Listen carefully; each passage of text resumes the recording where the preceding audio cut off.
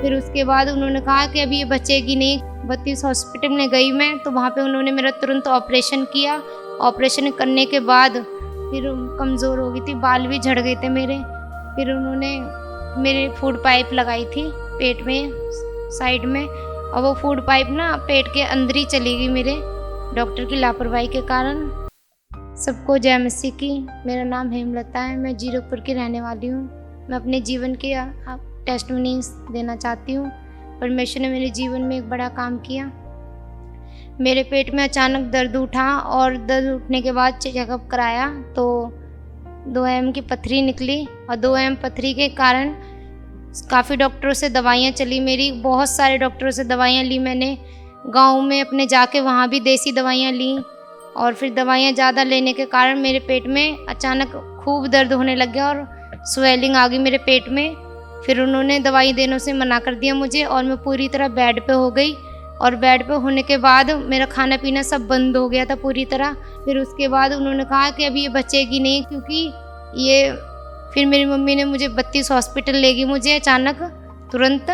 32 hospital में गई मैं, तो वहाँ पे उन्होंने मेरा तुरंत ऑपरेशन किया। ऑपरेशन करने के बाद फिर मैं बहुत कमज़ोर हो गई थी, और कमज़ोर होने के कारण मेरा खाना पीना सब बंद हो गया था, पूरी तरह बेड पे हो गई थी। 15 किलो वज़न हो गया था मेरा पूरा। फिर कमज़ोर हो गई थी, बाल भी झड़ गए थे मेरे। फिर उन्होंने मेरे फूड पाइप लगाई थी पेट में साइड में, और वो फूड पाइप ना पेट के अंदर ही चली गई मेरे, डॉक्टर की लापरवाही के कारण। फिर उन्होंने पूरी तरह जवाब दे दिया मुझे, और मुझे उसी कारण दौरे पड़ने लग गए थे, सबको भूलने लग गई थी। घर में कोई भी आता था मिलने मुझे, तो मैं मिलने से पहचानने से उनको इनकार कर देती थी। अपनी मम्मी जो मेरे साथ रहती थी, मुझे दवाइयाँ खिलाती थी, मेरी बहन, उनको भी मैं अपने से खिंच करने लगी थी। मैं नहीं जानती, मेरे से दूर हो जाओ, ऐसे करती थी। मुझे याद भी नहीं रहता था, मेरे सिर में इतना दर्द होता था, पेट में दर्द होता था मेरे।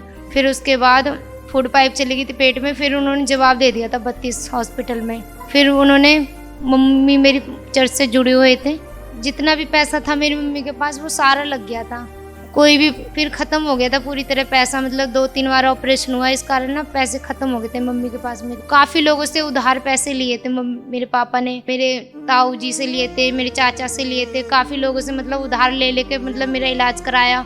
फिर भी पैसे ख़त्म हो गए। फिर डॉक्टरों से बताया कि हमारे पैसे ख़त्म हो गए, हमारे पास अब कुछ भी नहीं है इलाज कराने के लिए। फिर उसके बाद उन्होंने मतलब डॉक्टरों ने मतलब मदद करी थोड़ी सी दवाइयों की। मुझे होश नहीं थी, मैं क्या करूँगी क्या नहीं करूँगी, मुझे ये भी नहीं लगता मैं जीऊँगी, बिल्कुल उम्मीद नहीं थी मुझे। मतलब पूरी तरह मतलब मुझे लगता है मैं ख़त्म हो गई थी। पीजीआई हॉस्पिटल जब मुझे भेज दिया, मेरी मम्मी कंचन मित्तन मिनिस्ट्री से जुड़े हुए थे काफ़ी सालों से, और मेरी मम्मी के मन में आया कि वो क्यों ना कॉल सेंटर पे प्रार्थना कराए मेरे लिए।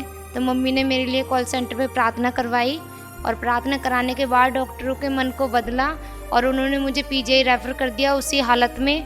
फिर मैं पीजीआई गई, उन्होंने मुझे देखा और उन्होंने फिर मेरा दूसरा ऑपरेशन किया और वो फूड पाइप निकाली। फूड पाइप निकालने के बाद मैं आईसीयू में थी, और फिर भी वो कह रहे थे मुश्किल है इसका बचना।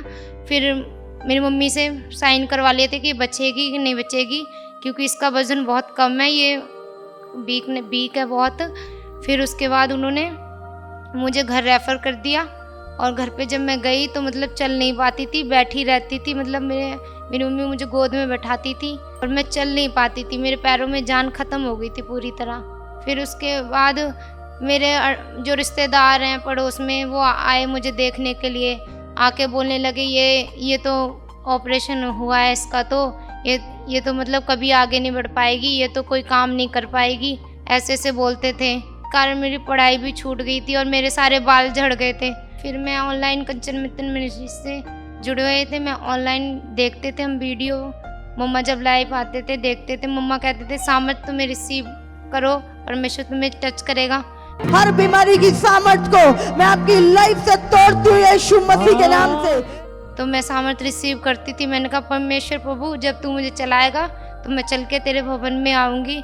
दूसरे दिन खड़ी हुई अपने पैरों पे और चलना थोड़ा थोड़ा सीखा। मैं सीधा उस दिन चल के सीधे चर्च में आई। प्रार्थना करती हूँ प्रभु जी, जो कुछ शैतान ने छीना है दुगना वापस आए, in the mighty name of Jesus, in the mighty name of Jesus. प्रभु मैं इस समय शैतान की हर एक सामर्थ को ब्रेक करती हूँ। आज से नई सामर्थ, नया रूप यीशु मसीह के नाम से, आमीन। और ना अब है मैं पूरी तरह हील हूँ और मैं पढ़ना चाहती थी, मैंने अब अपनी पूरी पढ़ाई करी है और मैं अब जॉब भी कर रही हूँ। और ऐसा ही मेरे साथ हुआ, मैंने कहा मम्मा ने जो बोला है वो ही होगा मेरे जीवन में, सब अच्छी अच्छी चीज़ें अब मेरी लाइफ में आएंगी। और वैसे ही हुआ, मैं पढ़ना चाहती थी, मैंने अपनी पढ़ाई करी और मेरे बाल भी आए और मैं सोच नहीं सकती थी, परमेश्वर ने मुझे आगे बढ़ाया और मैं जॉब करती हूँ। अब उन्होंने एक अच्छी जॉब के साथ मुझे ब्लेस किया है। मैं इस गवाही के लिए प्रभु यीशु मसीह का, सीनियर पास्टर कंचन मित्तल का तहे दिल से धन्यवाद करती हूँ, जिनकी प्रार्थना के द्वारा परमेश्वर ने मेरे जीवन में छुटकारा दिया। सबको जय मसीह के।